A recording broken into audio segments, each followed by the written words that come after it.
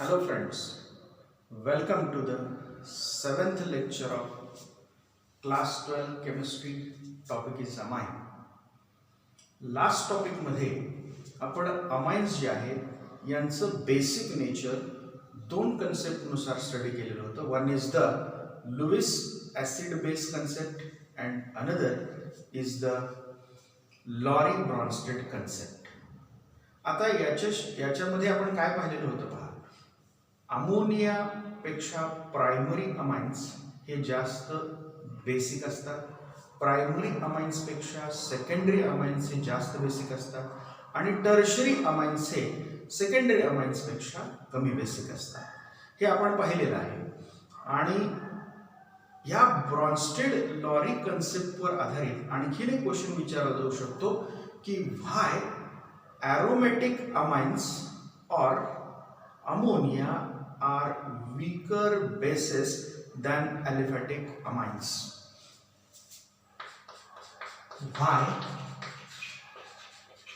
aromatic amines are weaker bases than aliphatic amines or ammonia. Last lecture मध्ये जसं आपण discuss केलं की अलिफॅटिक अमाइन्स जे आहेत त्याच्यामध्ये positive inductive effect primary to secondary, secondary to tertiary वाढत जातो. From ammonia to primary amine, secondary amine आणि टर्शरी अमाइन याच्यामध्ये नंबर ऑफ अल्काइल ग्रुप्स वाढत जातात आणि नंबर ऑफ अल्काइल ग्रुप वाढत गेले की पॉझिटिव्ह इंडक्टिव्ह इफेक्ट हा वाढत जातो. And that is why the positive charge on the protonated amine will be stabilised by positive inductive effect of the alkyl groups. Okay, so positive inductive इफेक्टचा influence जर आपण विचारात घेतला तर त्यानुसार अमोनियापेक्षा प्रायमरी अमाइन हे जास्त स्टेबल आहेत, प्रायमरीपेक्षा सेकंडरी अमाइन जास्त स्टेबल आहेत, सेकंडरीपेक्षा टर्शरी आणि हे टर्शरी सगळ्यात जास्त स्टेबल आहेत. असं पॉझिटिव्ह इंडक्टिव्ह इफेक्ट नुसार आपण कन्क्लुजन काढू शकतो. पण सॉल्व्हेशनच्या दृष्टीने ज्या वेळेला आपण विचार करतो सॉल्व्हेशन बाय वॉटर, तर त्यावेळेला आपल्या लक्षात येतं की अमोनिया हा जास्त सॉल्व्हेशन दाखवतो दॅन प्रायमरी अमाइन, त्याच्यापेक्षा कमी सॉल्व्हेशन आहे सेकंडरी आणि त्याच्यापेक्षा कमी सॉल्व्हेशन आहे टर्शरी. या दोघांच्या कंबाईन इफेक्टमुळे आपण ऑब्झर्वड जो बेसिक स्ट्रेंथ डिस्कस केलेला आहे तो बेसिक स्ट्रेंथ अमोनियापेक्षा प्रायमरी अमाइन्स हे जास्त बेसिक आहेत, प्रायमरी अमाइन्सपेक्षा सेकंडरी अमाइन्स जास्त बेसिक आहेत आणि सेकंडरीपेक्षा टर्शरी अमाइन्स हे कमी बेसिक आहेत. परंतु या अलिफॅटिक अमाइन्स पेक्षा एरोमॅटिक अमाइन्स जे आहेत हे वीकर बेसिस आहेत. व्हाय दे आर वीकर बेसिस हे आपल्याला पाहायचं आहे. मग याकरिता पुन्हा एकदा लॉरी ब्रॉन्स्टेड कन्सेप्ट कडे आपल्याला जावं लागेल. According to Lowry Bronsted concept, Lowry Bronsted concept नुसार आपल्याला माहिती आहे जो प्रोटॉन ऍक्सेप्ट करतो आणि कॉन्जुगेट ऍसिड तयार करतो आपण त्याला बेस असं म्हणतो.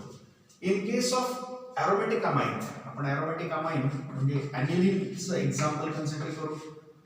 दिस is your aniline, okay, with lone pair of electrons on nitrogen atom. When it is reacted with water molecule, okay, there is an equilibrium. Aromatic amines are basic in nature, so these are bases, so we can write as aniline as a base. This aniline त्यातला हा जो नायट्रोजनचा electron pair आहे, this will be accepted by proton,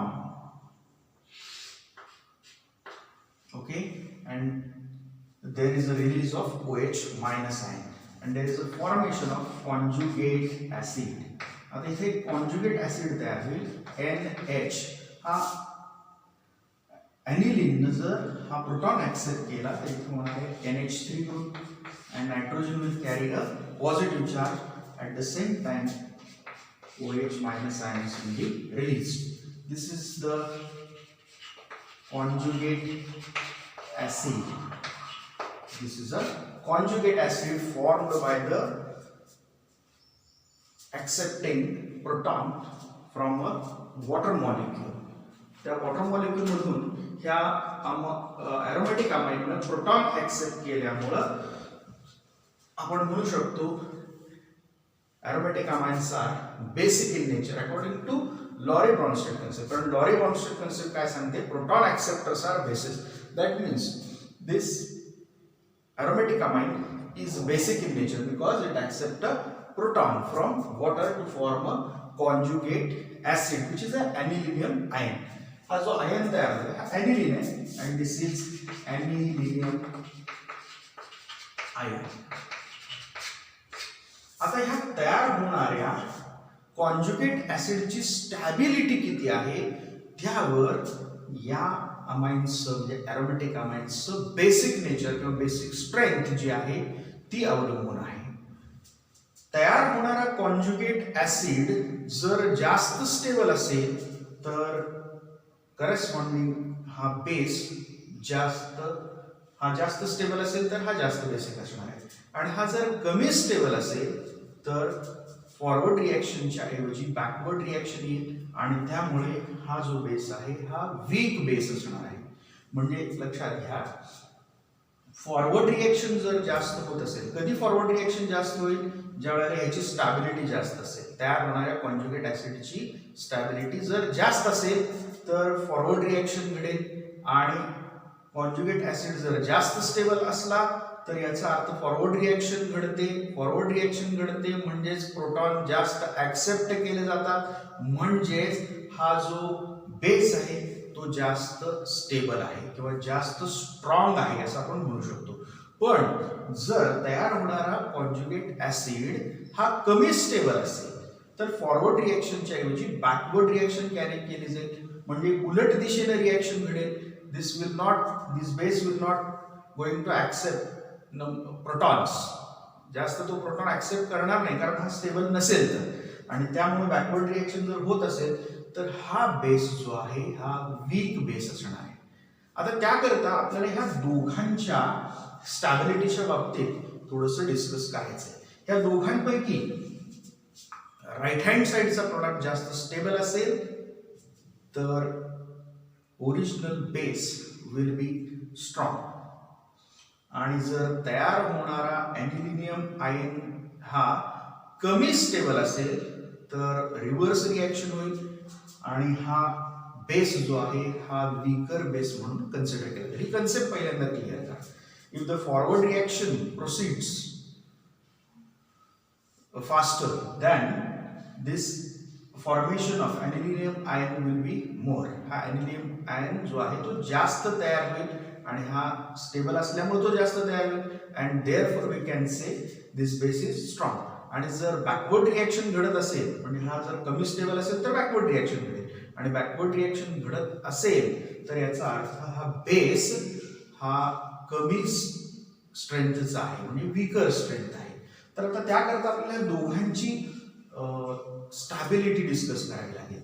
तर या दोघांमध्ये जर आपण पाहिलं तर ॲनिलीनचं स्ट्रक्चर पाहूया. NH2 okay. This nitrogen is carrying loan pair of electrons. याच्याकडे हे लोन पेअर ऑफ इलेक्ट्रॉन्स आहेत. ओके. आता याच्या रेझोनन्सच्या स्ट्रक्चरच्या बाबतीत आपण डिस्कस करूया. हे लोन पेअर ऑफ इलेक्ट्रॉन्स जे आहे हे हा नायट्रोजन नेक्स्ट बॉन्डकडे शिफ्ट करू शकतो आणि त्यामुळे इथे सिंगल बॉन्डच्या ऐवजी डबल बॉन्ड क्रिएट होईल आणि ह्या डबल बॉन्डचे पाय बॉन्डेड इलेक्ट्रॉन जे आहेत हे डिलोकलाइज होऊन नेक्स्ट कार्बन आयटमवर निगेटिव्ह चार्ज क्रिएट करतील. So there will be a resonance structure like this NH2 correct. नायट्रोजनवर आता लोन पेअर ऑफ इलेक्ट्रॉन नाही आहे कारण हे इथे डोनेट केलेले आहे. So there is a double bond आणि यानं इलेक्ट्रॉन पेअर दिले so it will carry a positive charge and here the pi electrons from the first and second carbon atom will shift on the second carbon atom, so there will be a negative charge. Okay, this will be the first resonating structure. Next, हा हे negative electrons म्हणजे हे जिथले electrons आहेत electrons next carbon carbon मध्ये double bond create करतील आणि हे पाय बॉन्डेड इलेक्ट्रॉन नेक्स्ट कार्बन वर शिफ्ट होतील. त्यामुळे आणखीन एक रेझोनेटिंग स्ट्रक्चर पॉसिबल आहे ज्याच्यामध्ये आपल्याला असं दिसेल here it is a double bond. This pi electrons will be shifted on this carbon atom, so here it is negative charge. Here it is again double bond as it is, double bond NH2 plus. Okay, again these electrons will shift to form a carbon-carbon double bond, and these delocalized electrons will shift on the next carbon atom, and again one resonating structure will be formed. Double bond. Here these electron pair will form a double bond between these two carbon atoms, and हे जे पाय bonded electrons आहेत हे next carbon वर shift होतील आणि त्याच्यावर negative charge create करतील. सो NH2 प्लस हा आहे तसा राहील. परंतु पुन्हा नेक्स्ट हे जे डबल बॉन्डेड इलेक्ट्रॉन्स आहेत हे डबल बॉन्डचे पाय इलेक्ट्रॉन्स जे आहेत हे निगेटिव्ह चार्ज असलेले ते काय करणार आहेत पहा. These will create a double bond here. Okay, आणि त्यानंतर हे इलेक्ट्रॉन्स जे आहेत इथे डबल बॉन्ड क्रिएट झाल्यानंतर पाय बॉन्डेड इलेक्ट्रॉन्स जे आहेत हे काय करतील या ठिकाणी डबल बॉन्ड क्रिएट करतील आणि हा जो आहे या ठिकाणी डबल बॉन्ड क्रिएट करेल. त्यामुळे next structure will be like this. Okay,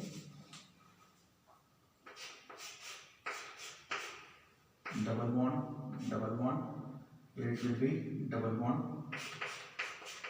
NH2 plus. Okay, त्यानंतर हे जे इलेक्ट्रॉन्स आहेत हे इलेक्ट्रॉन ह्या नायट्रोजन वर शिफ्ट होतील आणि आणखीन एक आपल्याला रेझोनेटिंग स्ट्रक्चर मिळेल NH2. म्हणजे या ठिकाणी आपण पाहू शकतो जो एरोमेटिक अमाइन आहे this aromatic amine will form 5 resonating structures. Actually हे जे स्ट्रक्चर आहे हे डायरेक्टली इथून हे जे इलेक्ट्रॉन्स आहेत इथं शिफ्ट होतात आणि हे इलेक्ट्रॉन इथं शिफ्ट होतात. म्हणजे आपल्याला डायरेक्टली हे स्ट्रक्चर मिळू शकतं. हे मी दाखवलंय फक्त आपल्या माहितीसाठी, परंतु ऍक्च्युली घडणार काय आहे पहा. इथले जे इलेक्ट्रॉन्स आहेत इलेक्ट्रॉन इथे शिफ्ट होतील इलेक्ट्रॉन इथं शिफ्ट होतील आणि त्यामध्ये स्ट्रक्चर तुम्हाला असं दिसेल double bond and NH2. This will carry again its lone pair of electrons. त्यामुळे इथे आपल्याला 1 2 3 4 5 रेझोनेटिंग स्ट्रक्चर हा एरोमेटिक अमाइन दाखवताना दिसेल. हा बेस जो आपण ओरिजिनल कन्सिडर केलेला आहे प्रायमरी अमाइन हा मात्र 5 रेझोनेटिंग स्ट्रक्चर दाखवतो. आणि मग ॲनिलिनियम आयनच्या बाबतीत जर आपण विचार केला तर तो किती रेझोनेटिंग स्ट्रक्चर दाखवतो हे पण आपल्याला पाहिलं पाहिजे. Anilinium ion okay, this is NH3 plus. Okay, आता ह्याचे फक्त 2च रेझोनेटिंग स्ट्रक्चर पॉसिबल आहेत. फक्त बॉन्ड शिफ्ट होतील. हा बॉन्ड पुढे जाईल, हा बॉन्ड पुढे जाईल, हा बॉन्ड पुढे जाईल. फक्त बॉन्डची पोझिशन इथे बदलेल आणि याच्या ॲनिलिनियम आयन मध्ये फक्त 2च रेझोनेटिंग स्ट्रक्चर्स पॉसिबल आहेत. मग आता जेवढे रेझोनेटिंग स्ट्रक्चर जास्त तेवढा तो आयन जास्त स्टेबल असेल. मग आता इथे आपण पाहू शकतो हा एरोमेटिक अमाइन आहे, याचे 5 रेझोनेटिंग स्ट्रक्चर आहेत. त्यामुळे दिस इज मोर स्टेबल.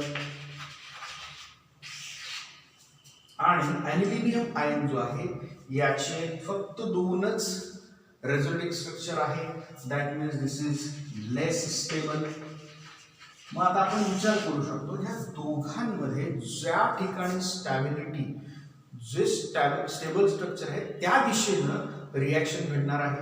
मग हे मोर स्टेबल आहे म्हणजे याचा अर्थ बॅकवर्ड रिॲक्शन जास्त वेगाने घडेल दॅन द फॉरवर्ड रिॲक्शन.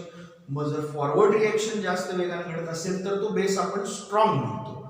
पण आता इथं आपण पाहिलं की बॅकवर्ड रिॲक्शन जास्त वेगाने घडते, that is why this is your weaker base.